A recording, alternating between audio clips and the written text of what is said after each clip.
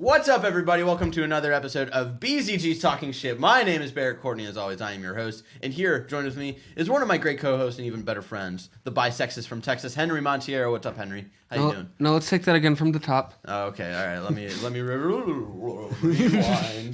And in between us, there's a guy just fucking hurling right now. DJ Waifu, Alex O'Neill. What's up, Alex? How you doing today? Hi, you're our guest for this entire week. Yeah, I get to be on a week of content. Yeah, it's a lot. I'm sorry. I'm sorry you have to deal with this. I'm sorry. You have to deal with this for a whole week. Yeah. You let this unprofessional piece of shit in your house. You think you're unprofessional? Have you seen us for the last 4 hours? Yes, actually. I mean, you hear fucking sirens in the background of this video. Oh shit, it's a gun. There's actually a brick wall behind this window. It's actually boards and cardboard. Yeah, there you go. We're not This isn't a real house. This isn't a real house. I'm in a dungeon. See, watch me just take away the set. SOS! SOS! If you don't know what we do here at Talking Shit, one of us brings in a topic of discussion, then we talk some shit about that topic. And today's topic comes from myself.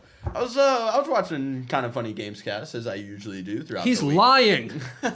And I was watching the one from yesterday. By the time you're watching this, it will be last week. Of Chris Waters was on the show from GameSpot. I always have to think about that. Yeah, no, take a second. GameSpot. And he recently wrote a book. I forget what the title is specifically. It's either 50 games to play before you die. 75. 75, or it's called like Video Game Bucket List, I believe. Yeah, something like that. So that whole conversation got me thinking about, we're very into the gaming industry and we know a lot about video games and whatnot. Speak for yourself. I don't know what the fuck a video game is. Listen, I've only ever played Fucking nerds. What? Space Invaders, right? Pac-Man. You mean Space War? You mean the war? I fought in a war. Want to recommend it? Get weird Space Invaders flashbacks. So, Oh no! I'm flashing back to Pixels. so, if someone who isn't as into video games, like if a relative or like a friend that you just know who isn't into games, came up to you and was like, if you had to recommend one game for me to play before I die, what would it be? Well, I'm an asshole, so... So it'd be like a terrible game, or... Clearly. Clearly. All right. The game that I think of in this situation... Gonna fucking say it. I know exactly what it's it gonna is. be... I'm gonna left turn here, and I'm actually not gonna say what you guys are thinking. I would actually recommend Journey. Okay. Because that's actually... Journey is You were definitely- going to say Super Mario World, right? No, I was gonna say Donkey Kong 64. Okay. Like an asshole. I would actually really recommend Journey because thinking about it, like it's very accessible from a gameplay standpoint because it's not like super hard or anything. At one point, you do have to sneak around to people, but that's really about it. Yeah. And that's as difficult as it gets. And you can interpret it any sort of way you want. And when you finally beat that game, it's Kind of surreal. it is. And I feel like anyone who ever wants to play a video game should experience that ending at least once. So that is what I would personally recommend. No, I think that honestly Journey's probably like the perfect recommendation. Yep. Like that's probably the best because as far as accessibility is concerned, that's like absolutely the best. But as far as depth and kind of like someone who had not played any video games, it would probably completely redefine their concept of what a video game could be. Exactly. It's like if someone hadn't played a game since Pong and then you gave them Grand Theft Auto. They'd have no idea what's going on. Yeah. Well, I mean, in the impact of like, video games can be so much more, but like, I think an emotional impact. Yeah. Because You don't have an emotional impact. Because a lot of people who are outside the bubble that we're in don't think that video games can have an emotional impact on you. There's still those discussions of like, video games are. I'm like, what is this? 2008? Shut up, Roger Ebert. Yeah, exactly. You're dead. I remember I was taking a a college course last year, and one of the things we had to write about was if video games can be considered art. And all I wanted to write was I mean, are you a fucking idiot? Hands it in, gets A+. Yeah, because the teacher was like this 50-year-old woman who was like super out of touch with things, and she thought she was being hip and relevant. But it's like, come on, this has been a conversation for 10 years. Yeah, I mean, it's been a conversation probably for even longer than that. Yeah. Like, I think it's a fun conversation to have as long as, like, and it's probably as you're respectful. It's respectful. Like, it's gonna sound pretentious to say like as long as like you are admitting that they are art because they're like a created medium. Like I think you have to like define that art is anything created, and like when you take that away, like like who the fuck are you? Yeah, who the fuck are you to say like what is and or isn't that art? art is also subjective. So, but for me. Yeah, what would you recommend? There are two that come to my mind, completely opposite ends of the spectrum from each other. I'll say the one that I won't settle on first, The Last of Us, which is like, again, it's not probably my final recommendation. It is unabashedly hardcore. Yeah, I put in air quotes, but it is also like. Another great experience and a great story. A delivery of like what video games can be. Like I think at their peak, I think Last of Us is probably, if not the best game ever made, one of them. Yeah, and that's something else. Like the story, I feel like can definitely bring people in. Yeah, the story can bring people in. The example I have, I was playing through it for the first time when I got my PS4, and I had my PS4. It was before I moved in with Alyssa. And I had my PS4 over, I think, over winter break or something. And I was playing through The Last of Us, and she was actually getting engaged with the story. And she has her Wii U. She plays Mario Kart 8 every once in a while, but she doesn't fucking care about an emotional game. Yeah, like she doesn't really she's never really had that experience, and she doesn't really get into video games. So like to see her be pulled into that was like. That was pretty cool. Yeah, I mean, like... And that never has happened. It's literally like The Last of Us and Until Dawn. Yeah, the like... only two games she's ever been pulled into that I play. For someone who never probably played a game or hadn't played much, it's a third-person shooter. It's really, like, difficult, I would say. It's very layered. There's a lot of depth there. But, like, I think that's good. Like, if you've never played a game before, that can give you a real introduction of, like... where video games can go. Because I think, like, for people who had played a lot of games, The Last of Us introduced a lot of ideas that people didn't really expect from video games. Yeah. And, throw it down to easy. You're going to have that adjustment curve. You're like, anytime you recommend a shooter of any kind where you have dual stick controls, you're going to have, like, a massive learning curve for someone who's never played games before. Yeah. And, when you get over that, it'd probably take half that game to do it. But when you get there, like... It's so rewarding. So you get that rewarding experience of like, I feel like I'm good at a video game, even if you're not that good, it doesn't really matter. Like me. No, I talk about it in my Let's Plays all the time. Like, I fucking suck at video games. But the real question is, which one of us sucks more at video games? Probably me. Yes. No, you have a good standing there, Mister. I'm gonna fuck around for 15 minutes in The Legend of Zelda. That's not called being bad at games. That's called being bad at Let's Plays. Yeah, that's probably what it is. I'm just bad at Let's Plays. But since The Last of Us isn't my final choice, I'll kind of move off of it. I will say, like, having... It is a high recommendation. It's like, because, like, you're bad at third-person shooters by the end. Halfway through, you can play one. You feel like you've gotten a lot better. Like, that just internally. Yeah. That's going to feel great. But the one I would recommend is The Legend of Zelda: Link to the Past. Easily. That's surprising. Because, like, that is actually a unabashedly hardcore video game. Yeah. As well. But the barrier to entry, I don't think, is very high at all. Like, it's, since it's a flat plane, understanding the controls is pretty easy. Yeah. Understanding and mapping the items and everything is super easy. Buttons just do button things. There's no context to anything, really. Yeah. You just go. Yeah. And, like, and there's no story to catch up with. Like, Legend of Zelda is not really a story. It's insular. Like, it just has its own story. Like, the princess. You saved the woman. Yeah, save the woman. Princess and Sage is captured. Go save him, and then kill the bad guy who's a pig. And it's like, why is he a pig? No one fucking cares. Yeah. No, like, doesn't matter. Doesn't matter. You're on an adventure. Why is his last name Dwarf? Yeah. Why is he the dwarf? That'd be so why funny. They call him the dwarf? Lord Dwarf. That big ass dwarf he got. Yeah, it's a hammer. He calls his hammer is the dwarf. Oh shit. The hammer is my dwarf. It's the one that he used to make his lemonade stand when he was in the 2nd grade. I'm very confused and lost right now. I feel like this is a reference that's way too inside. I'm actually just completely making this up as I go along. But no, Like it almost got too meta, but it wasn't at all. It wasn't at all. This was just a surface level bullshit. It's like it is one of the best games ever made. Yeah. It's one of my favorite games of all time. It's something I think everyone should play. Do you think it's better than Ocarina of Time? Yes. Thank you. Uh, You've passed. You've passed the test. You're officially a friend of BCG. I don't think it's more important than Ocarina of Time. I understand that. But I think it is a better game. I like it more.